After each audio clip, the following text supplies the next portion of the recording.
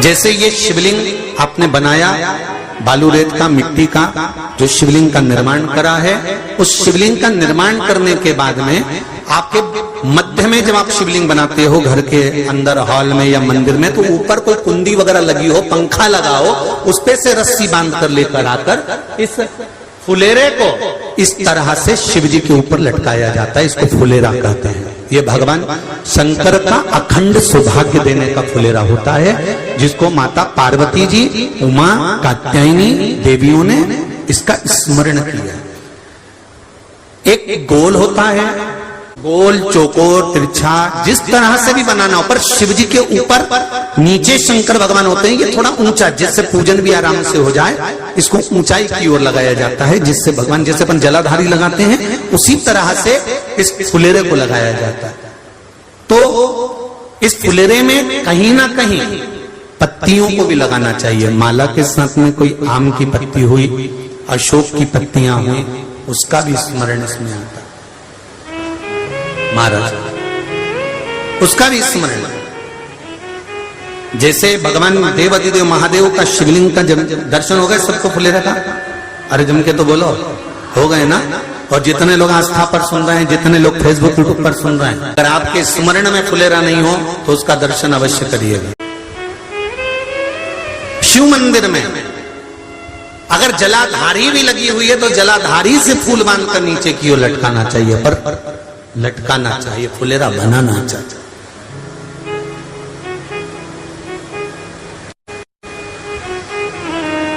सात फल हैं फुलेरा। कितने फल हैं? 7। ध्यान दीजिएगा। पहला, फुलेरा जो नारी व्रत करती आती है और व्रत क्रम उसका चलता रहता है, उस व्रत कर्म के अंतर्गत मान लो किसी कारणवश बीमारी में, कोई गमी के अंतर, कोई सूतक सावड़ के अंतर्गत अगर नारी पूजन नहीं कर पाती है, पूजन नहीं कर पाई और उसने केवल फुलेरे का दर्शन ही कर लिया, अपने पलंग पर पड़ी पड़ी भी फुलेरे का दर्शन कर लिया है, तो नारी को हरतालिका तीज के व्रत का फल प्राप्त हो जाता है। 7 फल हैं भगवान शंकर के हरतालिका तीज के फुलेरे का। पहला फल व्रत का मूल।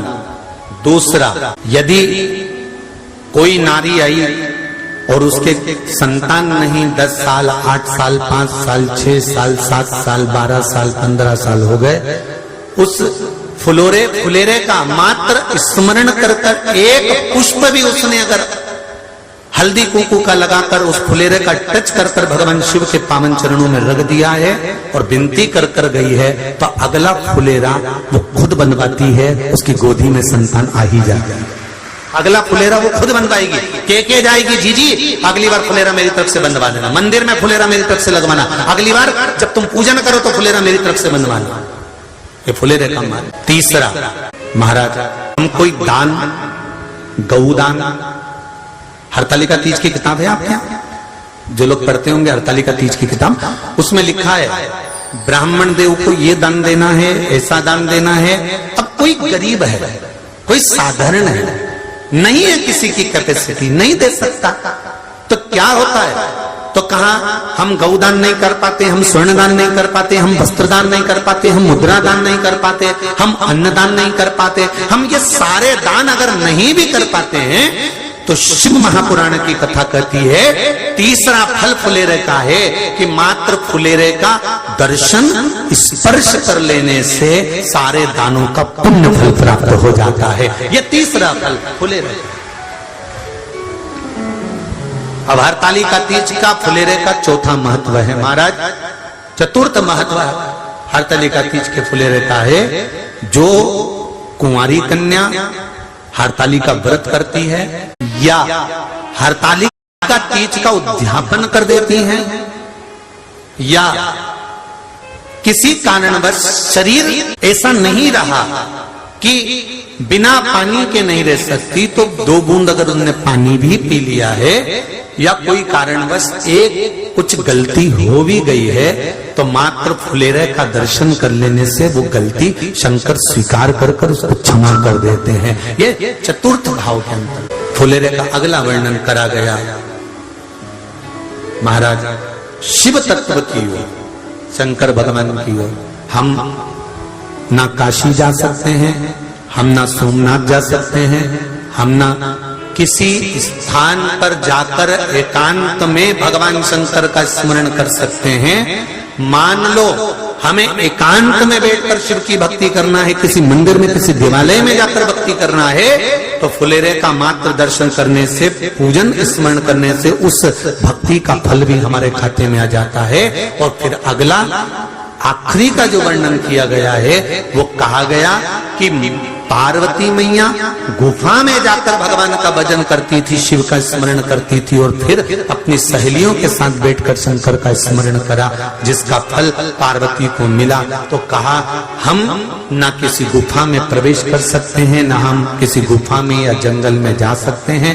इस फुलेरे के नीचे शंकर भगवान की जब अर्चना करते हैं, आराधना करते हैं, हरतालिका तीज के दिन फुलेरे के नीचे हम भगवान शिव की पूजन करते हैं, तो हमारा वन में किया गया भजन का फल ही हमको प्राप्त हो जाता है। ऐसे फुलेरे का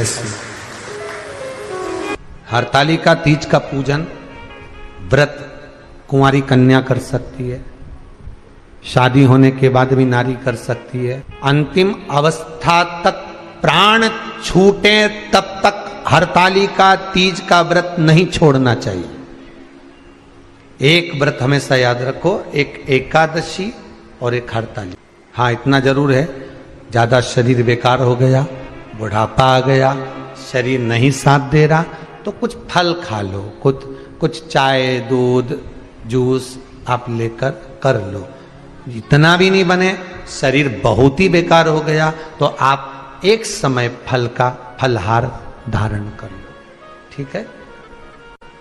पर हरतालिका व्रत करने वाली माताएं भले उद्यापन कर दे, तो उस व्रत को थोड़ा हल्का कर लो। उद्यापन करा मतलब तुमने व्रत को हल्का कर लिया, थोड़ा हल्का कर सकते। हरतालिका तीज का जो व्रत का उद्यापन करते हैं उसमें 5 चीज रखते हैं ना, 5 कपड़े स्त्री के, 5 कपड़े पुरुष के, 5 तरह का अनाज, 5 तरह का फलहार, 5 तरह का फल।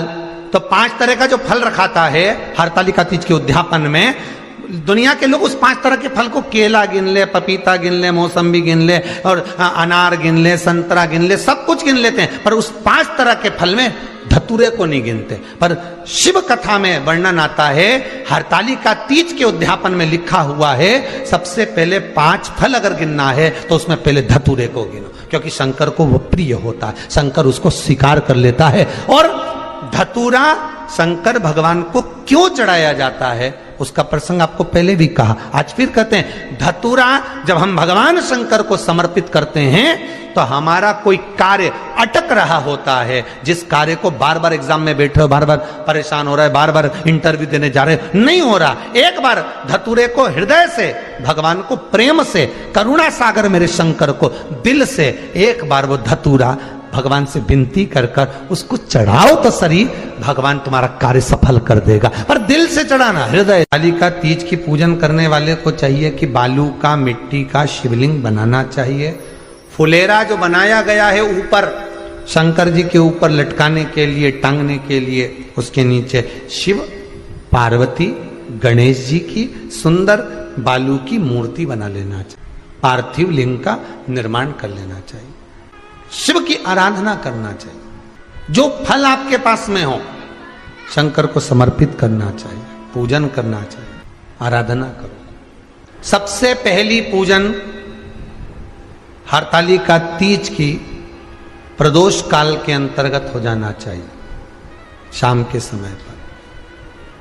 प्रयास करा करो प्रदोष काल के समय पर पहली पूजन हो जाए तो ज्यादा अच्छा। पर लोगों की आदत रहती है कि 8 बजे तक, 8:30 बजे तक, 9 बजे तक पहली पूजन करें, फिर दूसरी आराम से, फिर तीसरी, फिर आराम से, फिर चौथी। तो ऐसा सब अपने अपने हिसाब से। पर शास्त्र रीति कहती है कि प्रदोष का जो समय होता है, प्रदोष काल जो होता है, शाम का जो समय होता है, उस समय पर हरतालिका तीज की पहली पूजन हो, जिससे आपका स्मरण चित्त शंकर भगवान में उस घड़ी, उस पल, उस क्षण में आप शिव के हो जाएं और शंकर आपका हो जाए।